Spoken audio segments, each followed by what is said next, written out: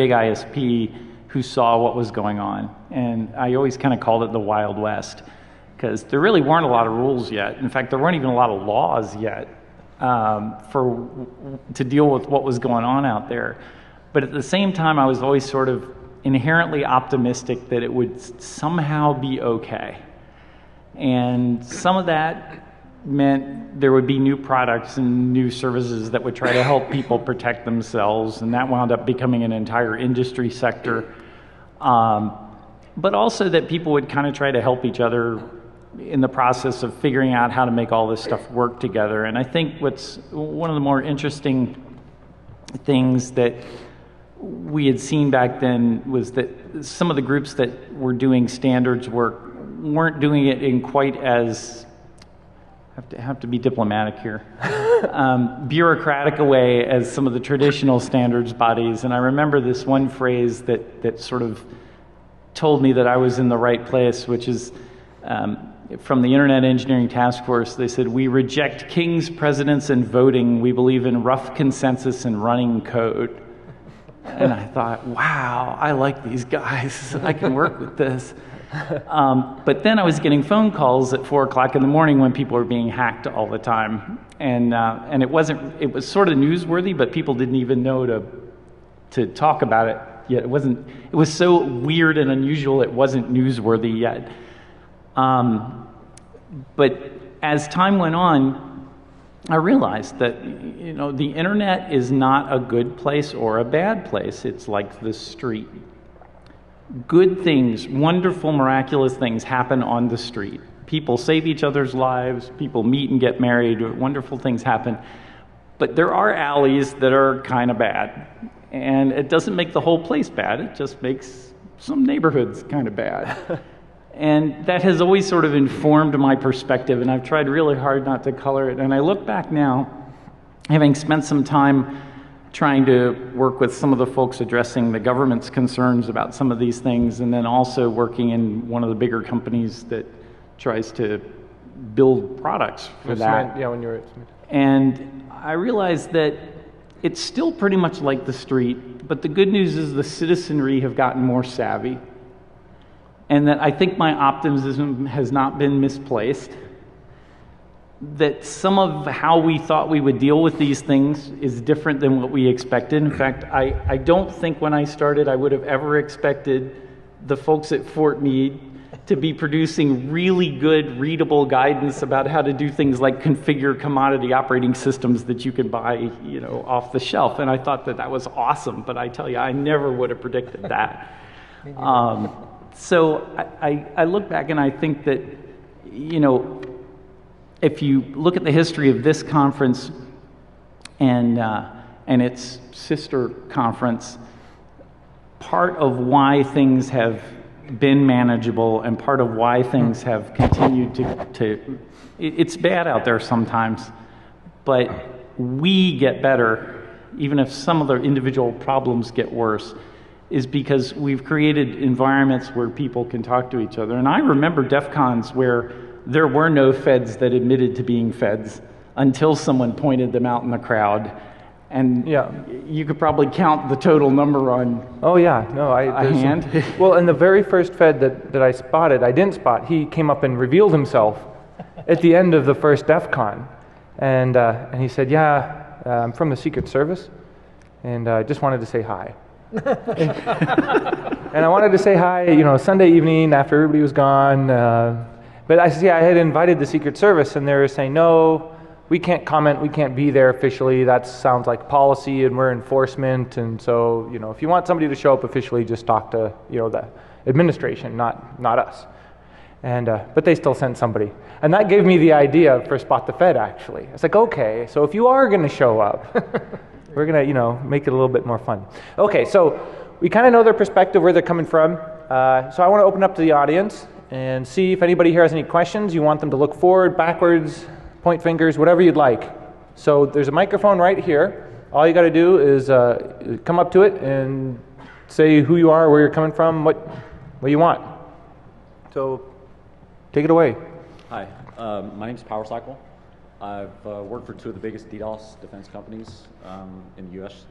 I've stopped more than like 500 different attacks. And what I wanted to ask about is cyber war. Oh, can you speak just a little bit better in the mic? Okay. Yeah, it's down a little low. Okay. What I wanted to ask about is the term cyber war. And in past DEF CONs, the term has been actively in the titles, and it doesn't seem to be in the titles now, which I'm happy about. Specifically because, first off, the term cyber is kind of a punchline and a joke in this community. And I can see how, outside to others, to the press and everything, you can use the word cyber and it doesn't really hurt anybody. But when you start to talk about war and it's paired with a joke, I think it's really detrimental to the United States. So what I wanted to ask you is, what's the difference between espionage and cyber war? And do you think that by continually using the word war in releases from the military, from the NSA, from the president, or from anybody in the government, do you think that leads us down the wrong path where you're not stopping thievery and bullying by overusing military might and then just in the end crushing American freedom and not really even solving the problem? Okay, so a pretty broad question, but Linton will start off. Well, I think if you look at the statements that Deputy Secretary Lynn and General Cartwright made in the rollout on the July 14th, the cyber strategy, they went way out of their way to avoid the discussion of war and to be, to caution people against using words like cyber attack when there's no distinction between somebody's being pinged or whether you're actually implanting malicious code or whatever. So I think they were trying to walk back from the characterization. I wouldn't count DOD as being the principal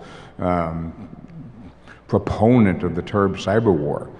In fact, I think there's a discussion that basically says espionage, whether in cyberspace or anywhere else, has been going on among states for a long time and is likely to continue.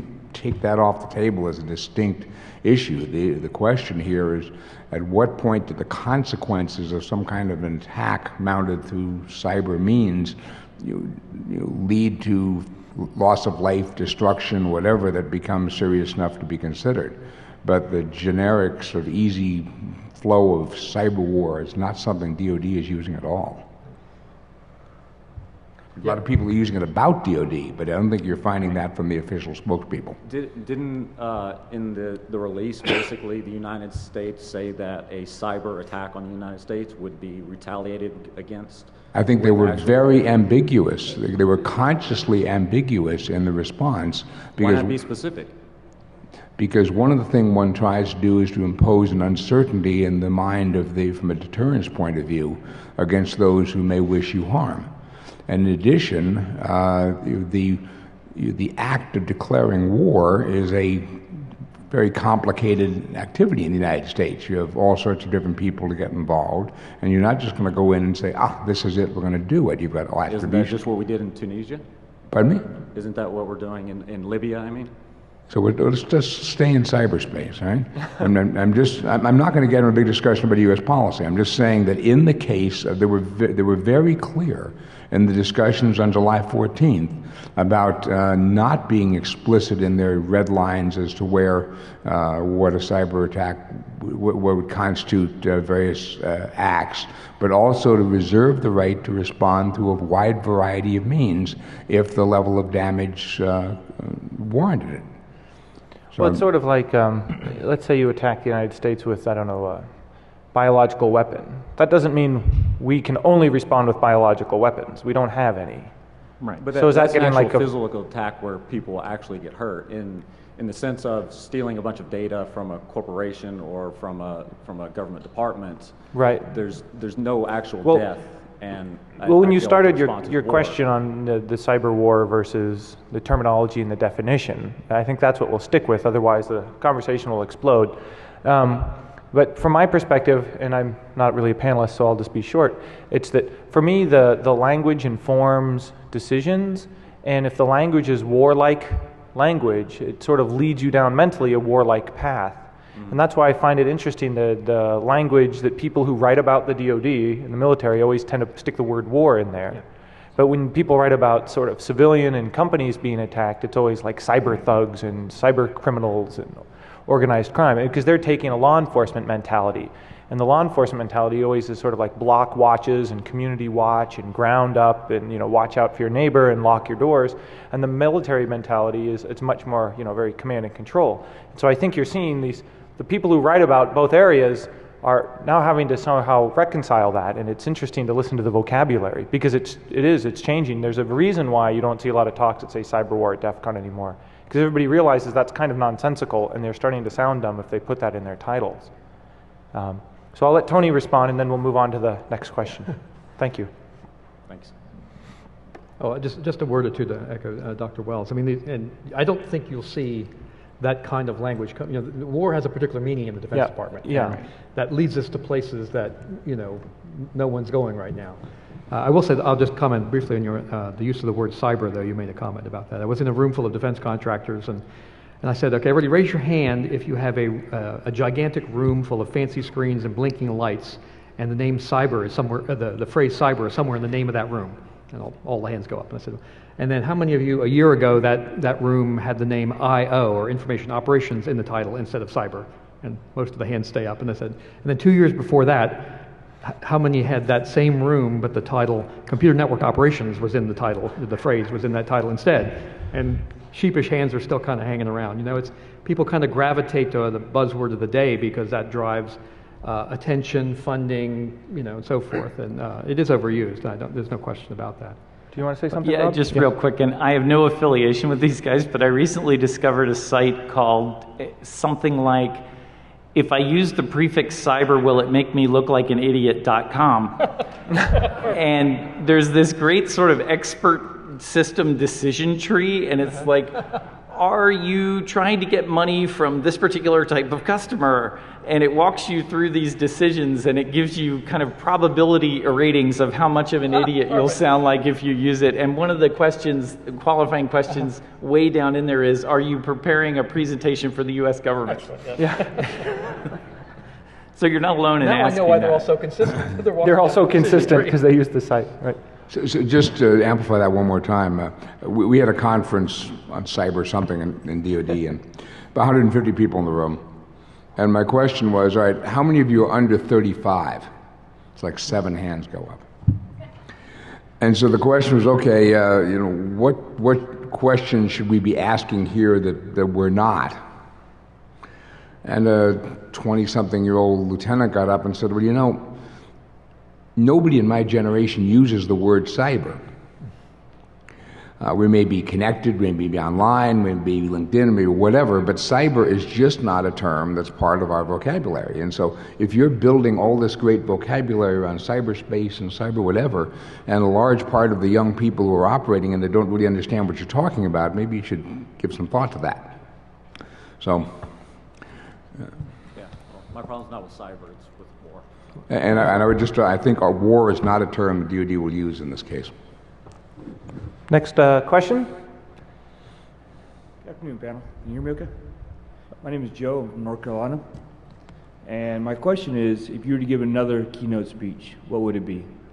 Oh, that's a good one. Another what? If you were to give another keynote speech, what would it be? Okay. Yes, sir. Yeah. Actually, a talk that I've given recently is my perspective on what I think the future of cyber defense is going to be about.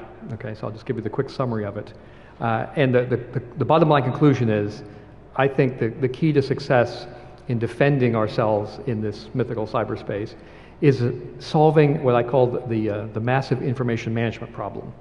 So we happen to be, and here's a quick summary of the talk, we happen to be at a state where the vast majority of problems that plague us today, that cost us money, that bring our systems down, here's the sad news for the defense, right? You all know this. The vast, vast majority of those problems